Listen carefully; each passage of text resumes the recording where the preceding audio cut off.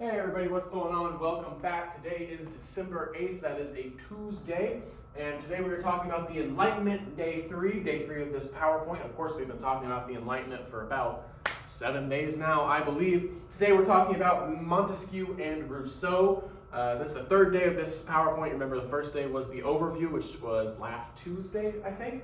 And then yesterday we did Locke and Hobbes. Today we're doing Montesquieu and Rousseau, talking about the Enlightenment and those ideas that were put forward about the government and education and human nature and economics, all that good stuff, and how that changed. I'm going to hit the lights and we are going to get started. So Montesquieu and Rousseau, they have some similar ideas, some very different ideas. I don't understand why we always group them together in history, and I really consider not grouping them together. It's just that they don't really go a whole lot well with others, and Locke and Hobbes have to be put together because they are the founders of the Enlightenment, but they don't really have a whole lot of ideas that are comparable to each other. We'll see, there might be a few as we go through, but we'll mainly be comparing them to things that Locke and Hobbes said. I think the only reason they actually get grouped together is because both their last names end with a U, but that's all right. We'll keep it moving forward. You do not need to know either of their first names because Montesquieu's is way too hard to pronounce because it's like a sentence. His name is like a full sentence. And Rousseau, you just don't need to know it. It's Jean-Jacques, but you don't need to know Rousseau's first name. All right, just a little bit about Montesquieu's background. So he denied his wealth as a child. He was supposed to inherit power and title from a rich uncle. He used his position at the French Academy of Sciences to study and criticize governments, and eventually wrote the book Spirit of the Laws. A few quotes from Montesquieu, some of Montesquieu's ideas are good, and some of Montesquieu's ideas are very, very, very bad. We're going to go over Montesquieu's ideas, but here are a couple quotes directly from him.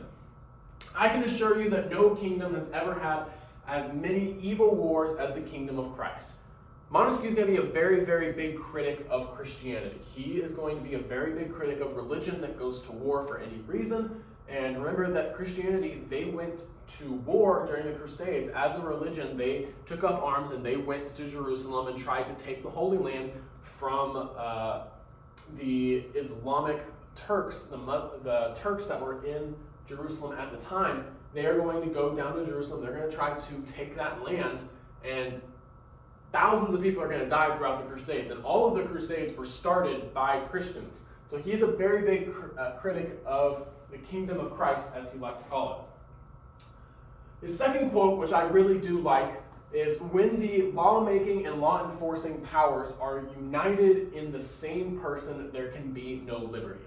I love this quote. So he says, when the lawmaking, the person who makes the laws, is the same person who enforces the laws, there is never going to be any liberty, because there is no checks and balances, there's no balancing of any sort of power. If all the power lies in one person and they can do whatever they want all the time, there's never going to be any freedom, because that person is always going to have more power than you, and you are never going to have enough power to change that. So he is a big critic of a system that resembles that. Our last quote, "In Republican governments," and when I say Republican, I do not mean what Republican means today, Republican versus Democrat. It doesn't mean the same thing. So a Republican government, that means a government system that's exactly like the one we have in the United States today. That means that you vote for somebody who then represents your views and participates in government because you don't have the time to. That's exactly what we do today. We elect congressmen and women, we elect senators who then go participate in the government for us so we don't have to, the ones that we think best represent our views. So that's what a Republican government is. And in a Republican government, men are all equal. Equal they are also in despotic governments. So Republican governments and despotic governments, completely different things. Republican government, I just explained, despotic government is one where there's one person who controls both the lawmaking and law enforcing branches. In the former, because they are everything. In a Republican government, people are everything because you have a say, you have a vote, you have a voice. In the latter, because they are nothing. So in a despotic government, you have no voice, you have no vote, you have no power, so you have no say whatsoever. So he says in a Republican government, men are all equal. equal, they are also in despotic government. So in both government systems, they are equal. In the former, because they are everything, and in the latter, because they are nothing. So he does believe in the equality of people who are allowed to participate in society. He does not believe that everybody should participate in society, though. So let's go over who he believes should participate in society and who he thinks should not. So these are Montesquieu's views on society. So he considered the French government to be too lavish. So what we mean when we say that somebody's being too lavish, it means that they're spending too much money on things they don't need to spend money on. They're spending money on luxury, they're spending money on parties, they're spending money on the palace, and meanwhile people are starving. People can't afford to put food on a plate. People can't afford medicine People can't afford medicine for the sick. People can't afford food to feed the hungry. And meanwhile, the French government is being way too lavish and spending money on things they don't need to spend money on. So he also believed that religion corrupted governments, especially Christianity. He didn't believe that religion should have any part in the government. And those ideas are respectable. A government that governs by religion can't govern everybody unless everybody is the same religion. So it's a little unfair to govern by religion, and it's completely unfair to be spending money when you don't need to spend money when there's people who are starving to death. Now, his bottom 2 points are a little more controversial and a little less acceptable. So he considered women to be weak but valuable participants in the political process. He didn't believe that women should have jobs. He didn't believe that women should be elected necessarily, but he did believe they should be listened to. In every empire and country and state ever, roughly half the population is going to be women. That's just the way it is. Roughly half the population is women. So if the government you're designing is designed to govern everybody and half those people are women, women should kind of have a little bit of a say. They should participate a little bit in the political process. They should have their voices heard a little bit. If half of all the people in the country are women, you can't just listen to men, because women have a different mind. They have different ideas. So maybe we should listen to women, but they still shouldn't work and they still shouldn't participate. They shouldn't be elected necessarily, but he did believe that they should participate. Then you get to the bottom point, which is completely unacceptable. Montesquieu approved of slavery and the natural inequality of races. Of course, we know that's not true, but Montesquieu did believe that the races were unequal and he approved of slavery. And my board has decided to stop working. All right, views on government. Montesquieu's views on government. So he believed in a secular but ethical government. Oh, hold on. Before we move on, your questions for today. Remember, your questions look different because they don't have questions on them, just answers. So, for your first question today, you have a couple of statements there about Montesquieu. Only one of those is true. So, which statement is true of Montesquieu's views on society? So, of those statements, which one is true about how Montesquieu viewed society? We'll move on to his government views. So he believed in a secular but ethical government. Secular means that it's not rooted in anything religious. It's only about worldly people on the world, on earth right now, and what's best for them. But also ethical, meaning that we all have ethical and moral compasses. We all understand things that are good and bad inherently, and so government should be set up on those morals, but not necessarily religious morals. He believed that a limited monarchy was the most stable government, meaning that it should be a monarchy, it should be king and queen, but their power should be limited. And how it's limited is the separation of powers, which is essential to stop abuse and corruption, which is the checks and balances system. And Montesquieu is going to be the one who puts forward that idea, which is going to be adopted by a lot of countries, especially the United States. It was big in the American Revolution, that idea that they put forth. So he believes that a limited monarchy is the most stable government because it prevents, I'm trying to think of the best way to phrase this, it prevents tyranny and that despotic government that you saw him quote. So that separation of powers is going to keep monarchs from being able to control everything. When we say separation of power and checks and balances, it's a lot like what we have in the United States today. We have three separate branches in the United States. We have the executive branch, which is the president. We have the legislative branch, which is Congress. and we have the judicial branch, which is the Supreme Court. And each of those branches has different things that they're allowed to do and different powers that they have. In the same way, he believed that monarchs should have this checks and balances system too. So they should have a limited number of things that they're allowed to do, and there should be other forms of government, other branches of government, that should be allowed to check on the monarch and make sure that they are not abusing their power through this checks and balances system. Participation based on educated. So he believed that the more educated you are, the more rights you should have in participating in the government. You should have to have a certain number of degrees in order to be a participant in the government, and that includes the king and queen. The king and queen should have to go to school in order to lead the government. That was another idea that Montesquieu had. So, your second question has to do with Montesquieu's views on the government. Okay, so which of the ideas that are in the answer right there, so there's 4 answers, so which option is an idea that Montesquieu says is essential to stop abuse and corruption? So which of those did Montesquieu say is essential to have in order to stop abuse and corruption? So, Montesquieu is going to suggest a limited government, like we said, a limited monarchy. Montesquieu believed that the best way to ensure that the government protects citizens' rights is to limit its power. So if it has limited power, then it has to respect everyone's rights, or they will no longer be in power. The best way to limit power is to divide the power, so checks and balances and different branches. So Montesquieu's big idea is a limited government by checks and balances. That's Montesquieu's big idea. So we'll move on to Rousseau. Rousseau is kind of fun to talk about, kind of not fun to talk about, because his ideas are good. Most of his ideas I can agree with to a certain extent, but him as a person, not so much. So his background, he's going to be born in Switzerland, he's going to pick a fight with a guy in a bar, and then run away on the day of the duel. So he's going to flee to avoid a duel, and he's going to go to Paris. He's going to spend most of his times in saloons or salons in Paris, I can't speak today, you guys. I should have brought water up here. I'm sorry. He spent most of his time in salons in Paris, drinking, to be honest with you.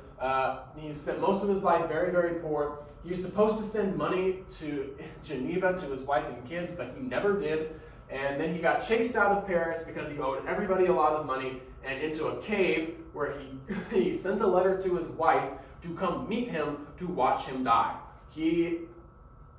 I don't think he was a very good person. There you go. And the question for number 3 is, does Mr. Silvers think Rousseau was a good person? And you should put no for that question. I think that his ideas were good, but as a person, he had a lot of demons that he struggled with, and he drugged some people down with him. So I'm going to say no to was he a good person. Some quotes by Rousseau. And again, just because he wasn't a good person doesn't mean that I can't agree with some of his ideas. It also means I can't disagree with some of his ideas too, but we'll get into that. So the most famous quote possibly of the entire Enlightenment was from Rousseau. It is, "Man is born free, but everywhere he is in chains." So man is born free. You are born free. You can do whatever you want to do. The world is your oyster as soon as you are born. Whatever inclinations you have, whatever interests you have, you are free to pursue those. But not really. And that's what he says. He says that this is a great idea that you're free as soon as you're born, but it's not true. Everywhere you look, you are in chains. You have to be able to rise. You have to have a certain amount of luck, and you have to have a certain skill set. But not just that, the government doesn't want you to rise. And everywhere you look, there are systems being put in place in Europe that are keeping you from rising. You are never free. You are always in chains. That's what Rousseau says, and he was right. He also says the strongest is never strong enough to always be the master. So that means that you can be as strong as you want, and you can be the strongest here, but that doesn't mean that you're going to be the master at everything. So just because you know the most about science in my classroom, and you know way more science than I do if you know any science, just because you are the master of science in this classroom doesn't mean that you're going to be the master of everything in the classroom, because everybody has different things that they know about. That's what Rousseau says. Each of us puts his person and all his power in common under the supreme direction of the general will. We receive each member as an indivisible part of the whole. So each person is individual and each person is unique. But when they become part of the whole, they need to understand the direction of the whole group and respect the direction of the whole group, even if it's not the direction that they want to go. So Rousseau's views on society, and let me make sure I'm not skipping anything here. Okay. All right. So Rousseau, he says that all humans are born free, independent, and most importantly, good. So when you are born, you are good. That is very different than what Thomas Hobbes had to say. Remember, Thomas Hobbes said you are evil, selfish, and cruel by nature. That is how you are born. You are cruel, evil, and you are selfish when you are born. So Rousseau is going to completely disagree with Thomas Hobbes. And on human nature, they would have disagreed on pretty much everything. So he says you are born free, independent, and good.